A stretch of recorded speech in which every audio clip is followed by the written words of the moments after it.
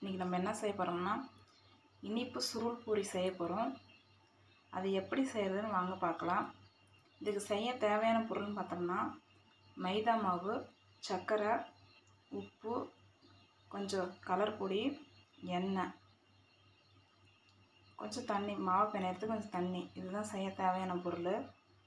வாங்க அதை எப்படி செய்யலாம்னு பார்க்கலாம். மைதா 2 கப்பு மைதானா 2 கப்பு சர்க்கரை, 1/4 கப்பு ஆயிலு, கொஞ்சம் உப்பு, கொஞ்சம் கலர் பொடி, பொரிக்கிறதுக்கு தேவையான எண்ணெய். இதுதான் இதுக்கு செய்ய தேவையான பொருள். வாங்க எப்படி செய்யலாம்னு பார்க்கலாம். தேவையான பொருட்கள் மைதா, சர்க்கரை, உப்பு, கொஞ்சம் ஃபுட் கலரு, கொஞ்சம் ஆயில், 4 ஸ்பூன் ஆயில்.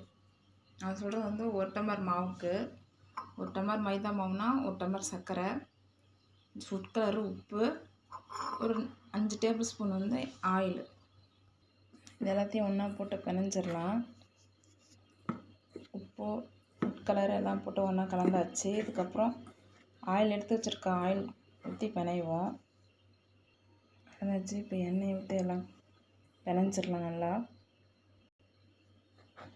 நல்லா எண்ணெய் ஊற்றி பிணைஞ்சாச்சு. எல்லா மாவுலையும் போடுற மாதிரி எண்ணெய் ஊற்றி பிணைஞ்சாச்சு.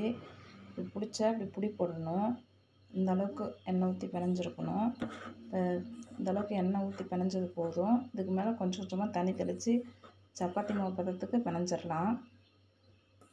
இப்போ ஃபுட் கலருக்கு வந்து ஃபுட் கலர் இல்லைனாலும் வீட்டில் இருக்க மஞ்சத்தூள் கூட போட்டுக்கலாம். லைட்டாக ஃபுட் கலர் போட்டிருக்கேன். இப்போ கொஞ்சம் தண்ணி ஊற்றி பிணைஞ்சிடலாம். வாங்க.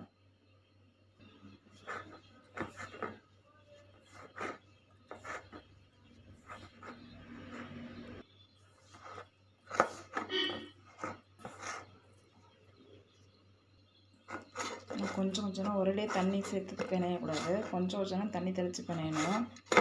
நல்லா பிணைஞ்சிக்கோங்க.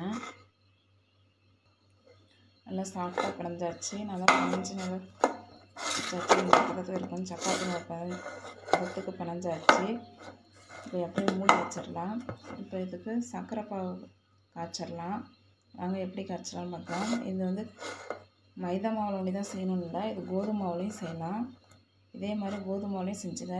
இதுக்கு எப்படி ரேஷியோன்னு பார்த்தோம்னா 2 கப்பு மாவு, 2 கப்பு சர்க்கரை, 1/4 கப்பு எண்ணெய், கொஞ்சமாக உப்பு, கொஞ்சம் ஃபுட் கலர். இதுதான் தேவை. இதுதான் தேவையான பொருள். இதுக்கு இது மாதிரி வீட்லேயும் செஞ்சு பாருங்கள். வாங்க இப்போ சர்க்கரை பாகு காய்ச்சிடலாம். இது அப்படியே மூடி போட்டு மூடி வச்சிடலாம். இப்போ சர்க்கரை பாகு ரெடி பண்ணுற நேரம் வச்சு இது ஊறினா போதும். அதுக்கப்புறம் செய்ய ஆரம்பிச்சிடலாம்.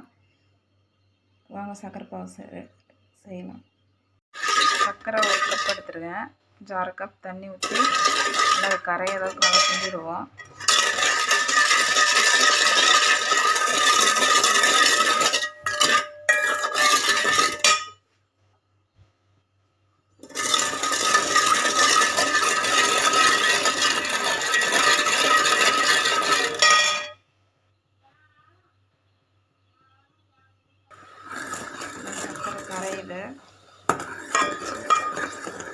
கரைஞ்சி நல்லா ஒரு கம்பி பதம் வந்தோன்னா ஆஃப் பண்ணிடுறது தான்.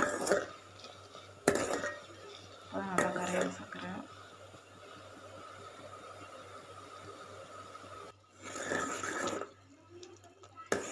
நல்லா கரைஞ்சிருச்சு.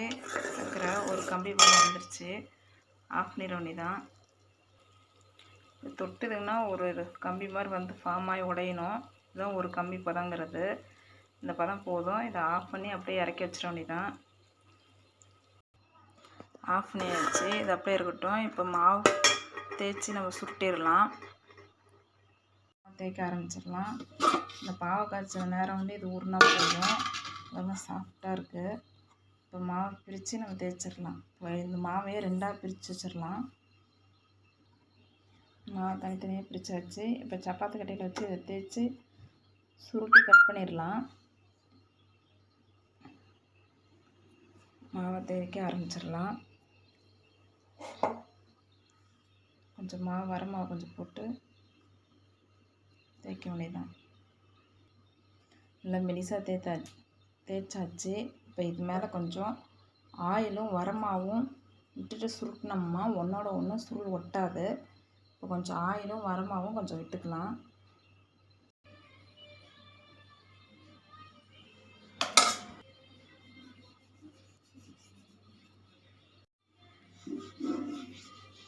மாவு எண்ணெயை மேலே போட்டு இது மாதிரி தடவிக்கணும்.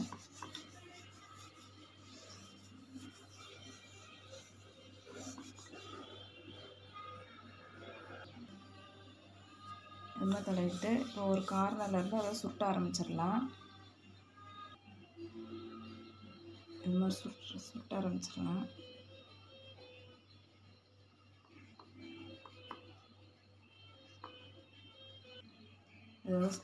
இது மாதிரி சுருட்டின பிறகு இந்த சுருள் எடுக்காமல் இருக்கிறதுக்கோசரம் கொஞ்சம் மாவு கரைச்சி வச்சுருக்கேன். இதை போட்டு ஒட்டிடலாம்.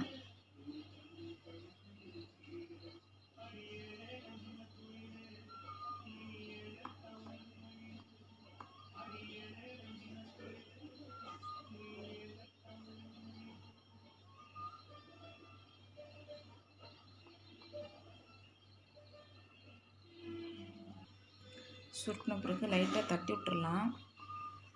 அப்போதான் பிடிச்சிக்கும், சுருள் எடுக்காமல் இருக்கும்.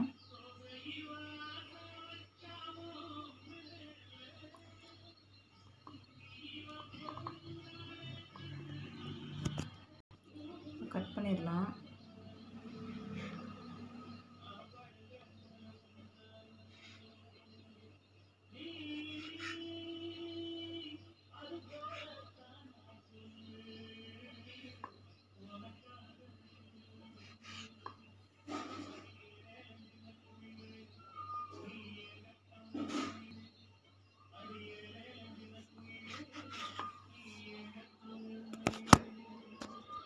இப்போ கட் பண்ண எல்லாத்தையும் லைட்டாக இந்த கட்டையில் உருட்டி எண்ணெயில் போட்டு பொரிச்சு எடுத்துட வேண்டியதான்.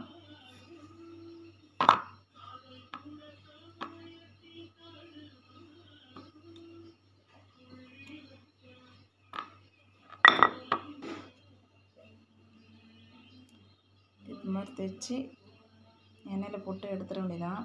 இப்போ எல்லாத்தையும் அது மாதிரி தேய்ச்சிடலாம். இது மாதிரி எல்லாத்தையும் தேய்ச்சாச்சு. சுத்தமாகவே இது மாதிரி தேய்ச்சி கட் பண்ணி தேய்ச்சிடலாம். தேய்ச்சிட்டு எண்ணெயில் போட்டு பொரிச்சு எடுத்துடலாம்.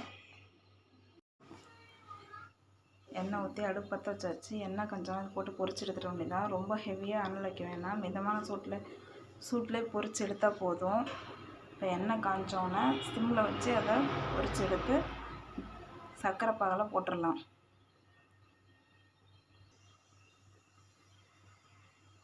எண்ணெய் காஞ்சிருச்சு, இப்போ போட்டுடலாம்.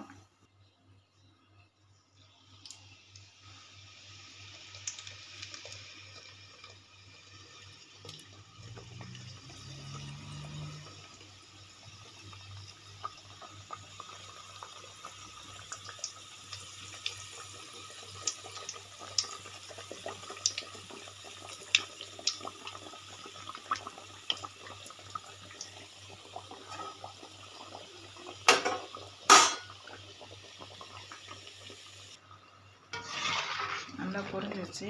இப்போ இதை இந்த சர்க்கரை பாகில் போட்டுடலாம். சர்க்கரை பாகில் போட்டாச்சு. அது மாதிரி மித்தது எல்லாத்தையும் போட்டு எடுத்துடலாம். இந்த சர்க்கரை பாகில் போட்டாச்சு. இப்போ நம்ம எதிர்பார்த்த சுருள் பூரி, இனிப்பு சுருள் பூரி ரெடி ஆயிடுச்சு. வாங்க டேஸ்ட் பண்ணி பார்க்கலாம். ஃபைனலாக ரெடி ஆகிடுச்சு இனிப்பு சுருள் பூரி. டேஸ்ட் பண்ணி பார்த்தோம், சூப்பராக இருக்குது. இது மாதிரி உங்கள் வீட்லேயும் செஞ்சு பாருங்கள். இது எங்கெங்கே கிடைக்கும்னா டீ கடையில் இருக்கும். பெரிய பெரிய திருவிழா போட்டிருந்தாங்கன்னா அங்கெல்லாம் கிடைக்கும். சின்ன பிள்ளைங்க வாங்கி சாப்பிட்ருக்கோம். டீ கடையில் கண்டிப்பாக நான் ஸ்கூல் லைஃப்பில் நான் வாங்கி சாப்பிட்ருக்கேன். இது மாதிரி உங்கள் வீட்லேயும் செஞ்சு பாருங்கள். இந்த வீடியோ பிடிச்சதா லைக் பண்ணுங்கள், ஷேர் பண்ணுங்கள், கமெண்ட் பண்ணுங்கள். மறக்காமல் சப்ஸ்கிரைப் பண்ணிடுங்க. தேங்க்யூ ஃபார் வாட்சிங். சுருள் பொரி ஆறின பிறகு சாப்பிட்டா அவ்வளோ ஒரு டேஸ்ட்டாக இருக்குது. இது மாதிரி நீங்கள் செஞ்சு பாருங்கள் வீட்டில்.